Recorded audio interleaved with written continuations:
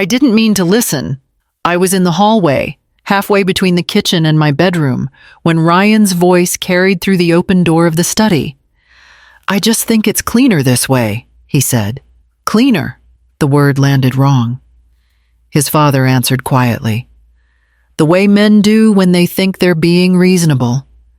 Your mother will understand. She always does."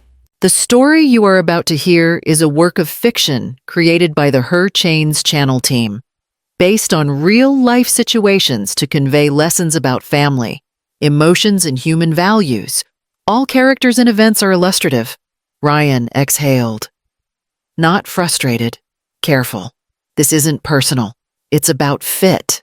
The Reed family is very particular about optics. The guest list is curated. I leaned against the wall. The phone still warm in my hand. I hadn't been eavesdropping. I had been waiting for him to call me in, to ask me something. Anything. "She won't enjoy it anyway," Ryan continued. "It's a complicated crowd. Investors. Board members. People who expect a certain polish. Polish. Another word that didn't belong to me." His father lowered his voice. "You're saying she shouldn't come." "I'm saying," Ryan replied, evenly, "that it might be better if she sits this one out. For her sake. And ours. For her sake." That was new. There was a pause. Long enough for me to breathe. Long enough to hope someone would say my name. Instead, his father said, "Your mother's always preferred to stay in the background." That was when I understood the shape of what was happening. Not rejection, not even embarrassment, management. I stepped away before they opened the door. I didn't want to be seen holding the evidence of my own exclusion. Later, Ryan knocked on my door, already smiling, already prepared. "Hey, Mom," he said. "I wanted to talk to you about the engagement gala." I nodded. "I overheard." His smile flickered. "Not guilt. Calculation. It's just one night," he said gently. "And it's not really a family event, more of a professional gathering with champagne." "You're getting engaged," I said. "Publicly, yes," he agreed. "But privately, we'll celebrate together. Dinner, just us. Just us. Somewhere else, somewhere smaller." "You don't think I belong there," I said. Ryan didn't answer right away. When he did, his voice was soft. "I think it would put you in an uncomfortable position." I studied my son's face. The confidence, the restraint, the distance he had learned to call maturity. "Thank you for thinking of me," I said. Relief crossed his expression. He hugged me quickly, like the matter was settled. That night, alone, I replayed every word. Fit, optics, cleaner. If this chapter already feels familiar, stay with me. Sometimes the quietest exclusions carry the loudest consequences. This wasn't about protecting me. It was about erasing me. Ryan grew up watching me work without ever seeing where the work landed. When he was young, I left early and came home late, always with folders tucked under my arm and numbers still running through my head.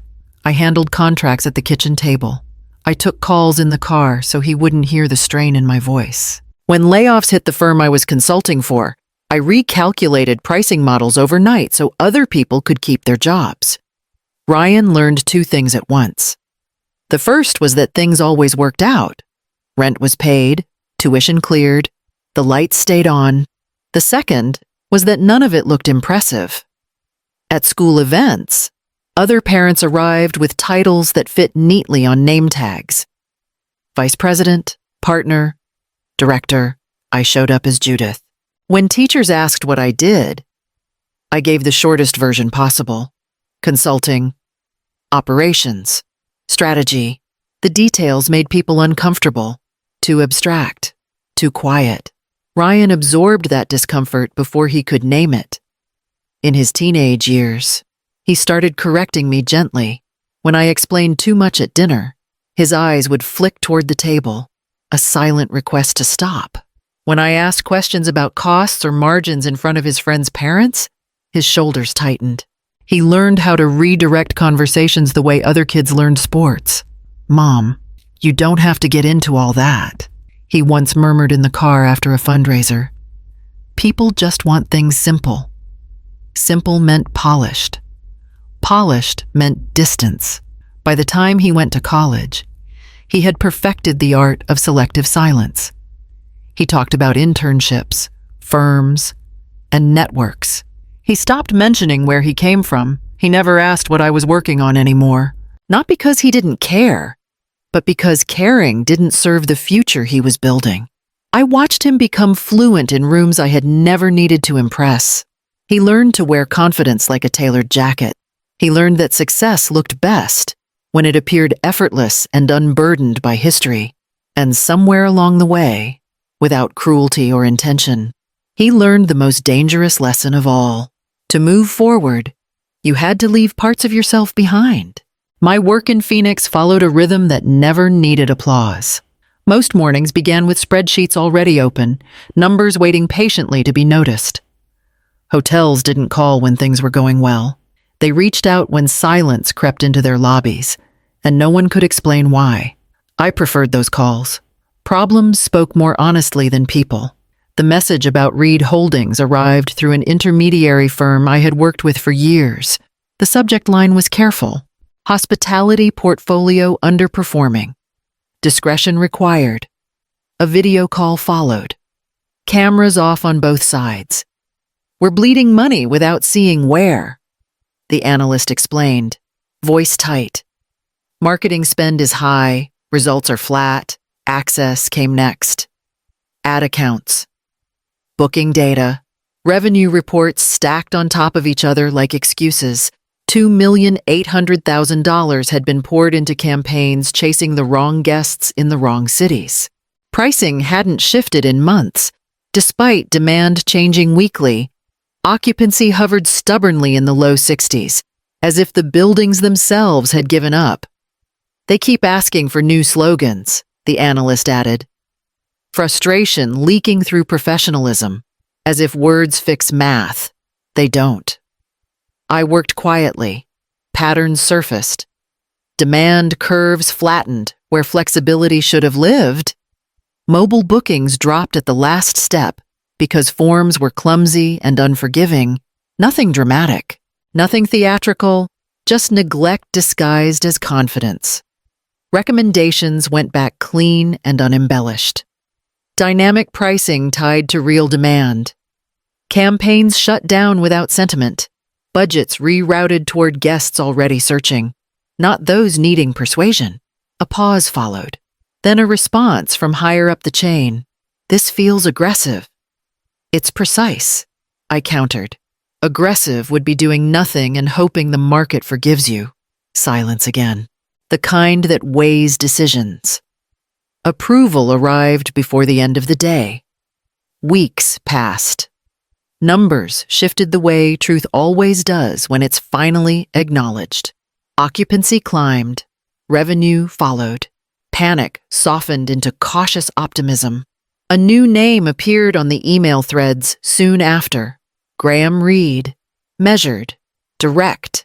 Focused on outcomes rather than credit. Whoever is driving this understands the business. His note read, "Keep going." I closed the message without satisfaction or surprise. This was simply work aligning with reality. What I didn't linger on was the name at the top of every report. Reed Holdings. It would matter later. The changes didn't arrive with announcements. They surfaced the way truth usually does quietly, then all at once. Pricing shifted first. Rates stopped pretending demand was stable and began responding to reality. A conference week nudged numbers upward. A slow stretch loosened them just enough to invite movement without desperation. Demand modeling followed, less about prediction than listening. Search patterns. Booking windows, the difference between interest and intent. Updates came back through the intermediary firm in clipped, professional notes. Mobile abandonment dropped after the form redesign. Search traffic is converting higher than projected. Occupancy crossed 70% this week. The numbers kept climbing. 62 became 70. 70 became 80. By the third month, the properties hovered at 84% occupancy, even midweek. Revenue followed the curve it had been denying for years. An internal call was scheduled. Cameras on this time. Faces filled the screen, marketing heads, finance leads, people who had survived the panic and were now learning how to breathe again. This is the first quarter in over a year where we're not explaining losses, someone remarked. Relief cracking the polish. Another voice layered in. The board wants a case study. They're calling it a turnaround. Graham Reed appeared last. Expression controlled but lighter than before. This work saved us from making very public mistakes. His tone carried weight. We're planning an internal celebration. Recognition is overdue. I listened without stepping forward. Credit moved easily in rooms like that, but it rarely landed where it started. I had learned not to chase it. Who's leading the strategy? A director pressed. The analytics partner, Graham replied. Through the firm. That was enough. Names complicate things. Results don't. I stayed off stage by choice. Let them build slides. Let them toast recovery. My role was finished when stability returned. Power didn't require proximity. That evening, Ryan called to confirm dinner plans. Casual. Relaxed.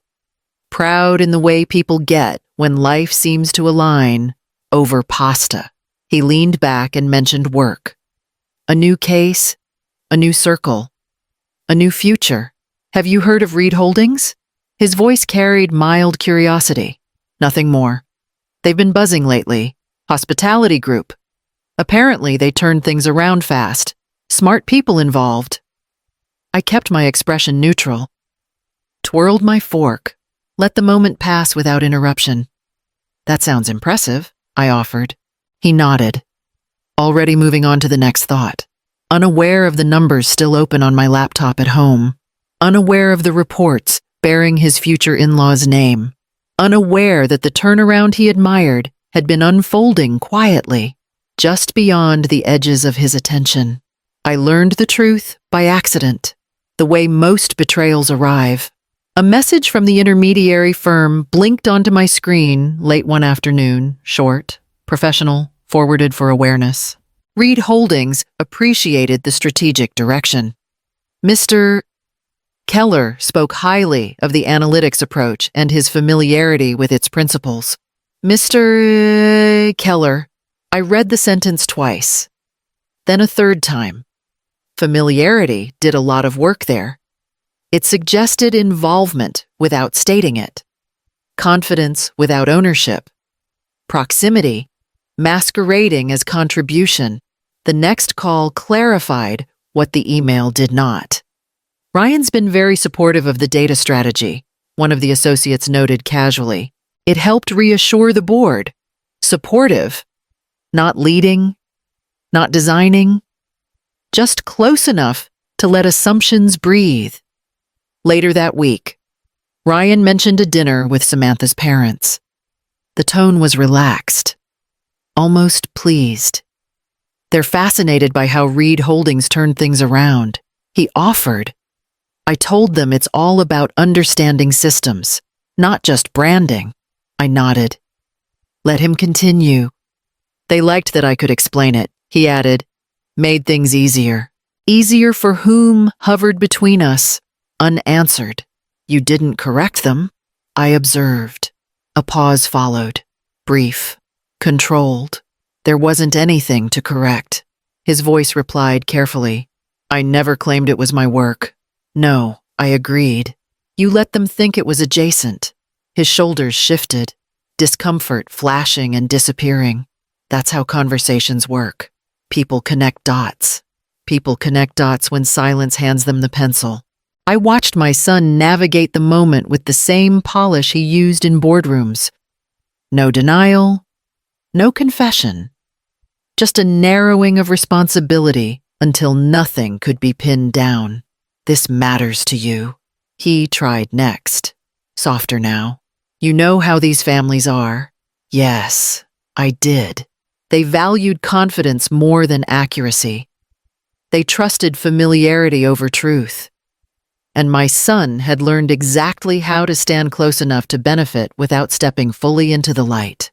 That night, I opened the reports again, the models, the forecasts, the work that had shifted $2,800,000 into something that finally made sense. My name appeared where it always had quietly, in the margins. Credited to a firm rather than a person. Exclusion was painful. This was something else entirely. When someone lets the world mistake your labor for their competence, silence stops being neutral. It becomes a price.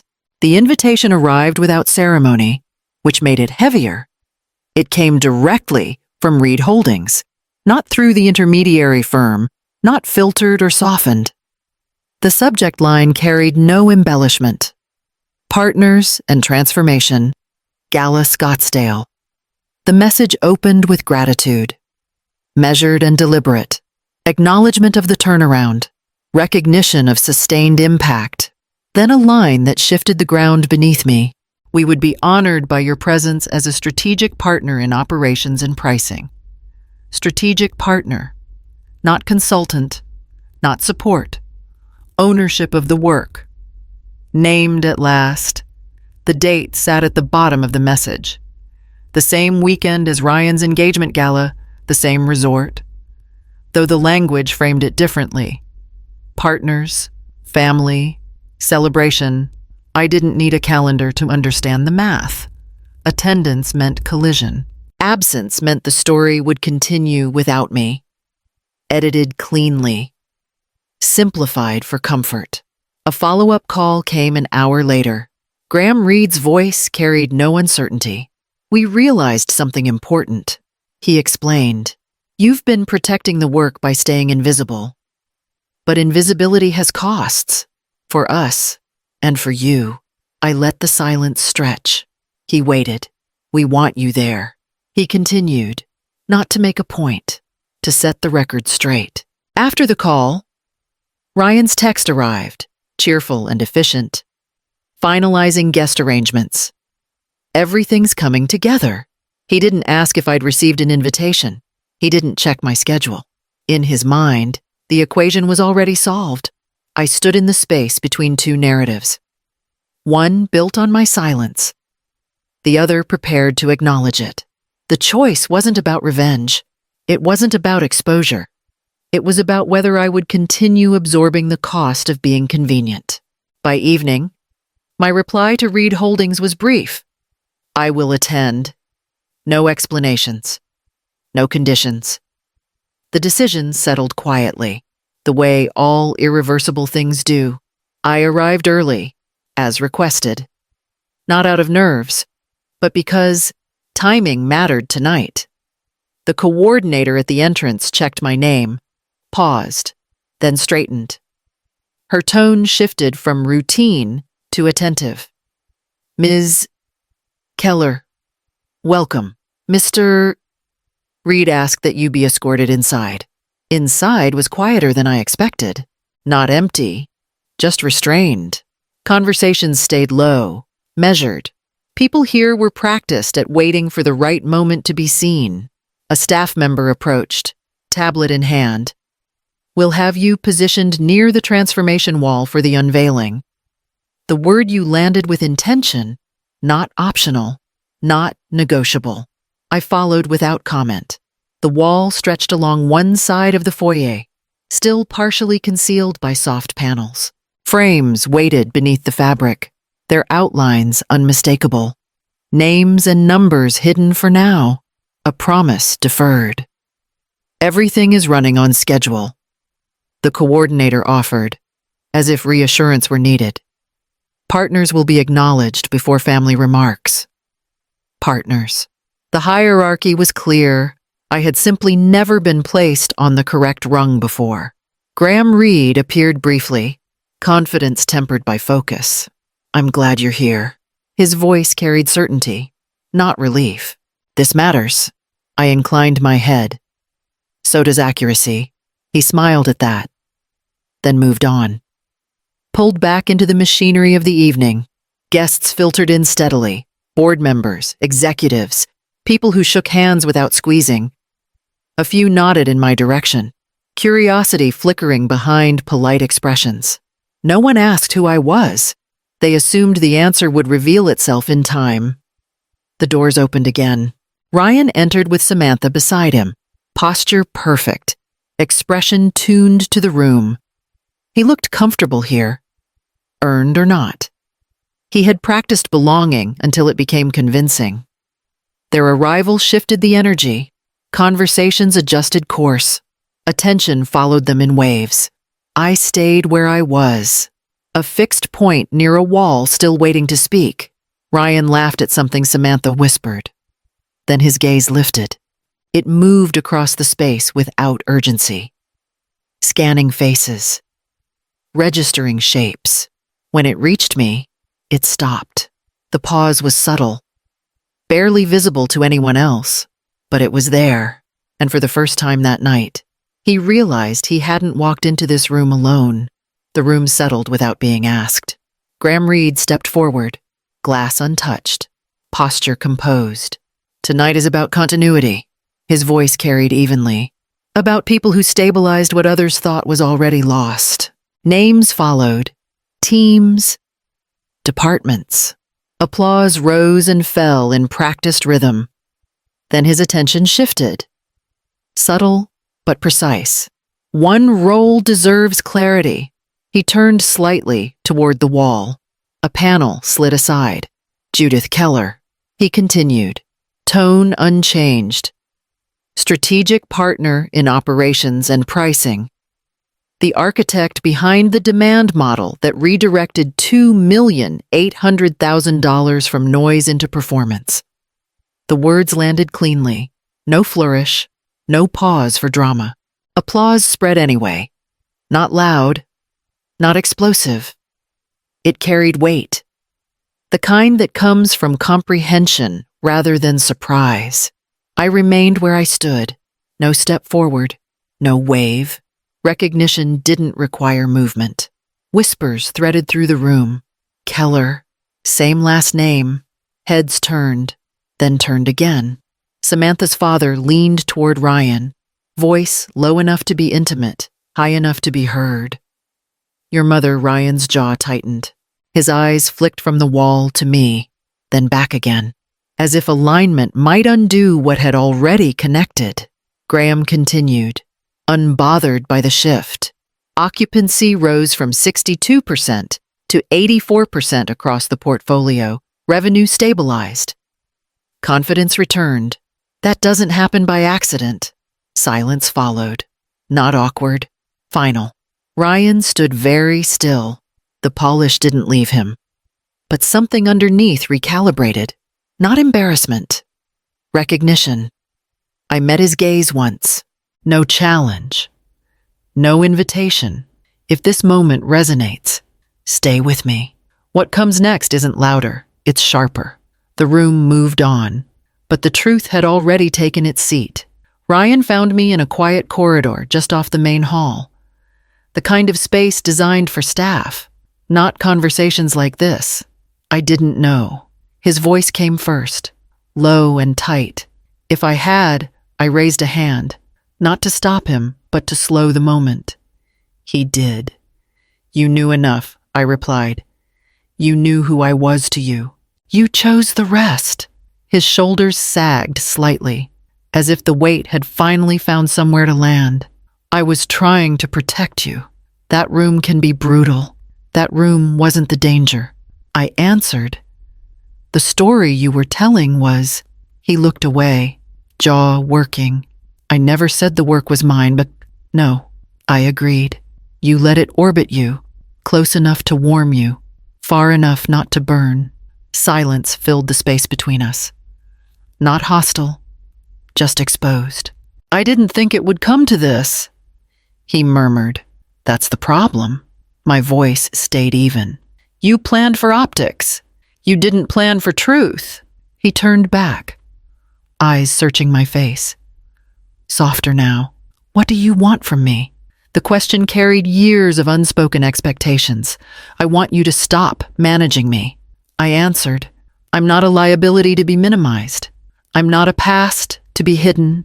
His breath caught, quick and shallow. You're my mother. I will always be. I said, but I won't keep shrinking so you can feel taller. The words settled between us, firm and immovable. I don't know how to fix this. He admitted, I'm not asking you to. I replied, I'm telling you where I stand. Footsteps echoed faintly from the hall. The evening continued without us. Ryan nodded once. Slow and deliberate. Not agreement. Understanding. That was enough. The months that followed didn't bring apologies wrapped in speeches or sudden warmth where distance had settled. They brought structure. Reed Holdings asked me to step into an advisory role, limited by design. Quarterly reviews. Strategy calls. No daily noise. Authority without performance. Graham kept it simple during our first session. We need judgment, not theater. I agreed.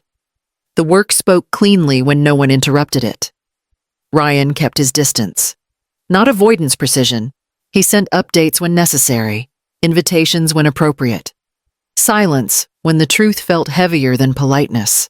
At family dinners, conversation stayed practical. Careers, travel, timelines.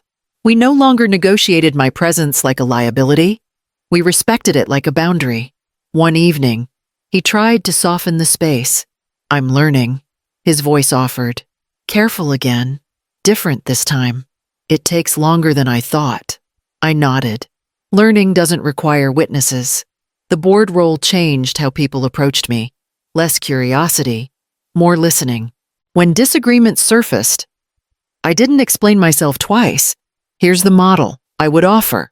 Here's the outcome. Decisions followed. Not because I demanded them, but because clarity does that. Later, alone, I thought about the cost of all those years spent translating myself into smaller language. The relief of stopping, power, I learned, isn't volume, it's restraint. It's choosing not to chase agreement from people invested in misunderstanding you. If this story has stayed with you, support it with a like, a comment, or a subscription. Quiet stories survive because people decide they matter. Here's the lesson I carry forward. Self-worth does not require proximity. You don't have to stand close to those who benefit from keeping you small. You can love them and still step back. You can build a life that honors your work without asking anyone to applaud. I didn't lose my son.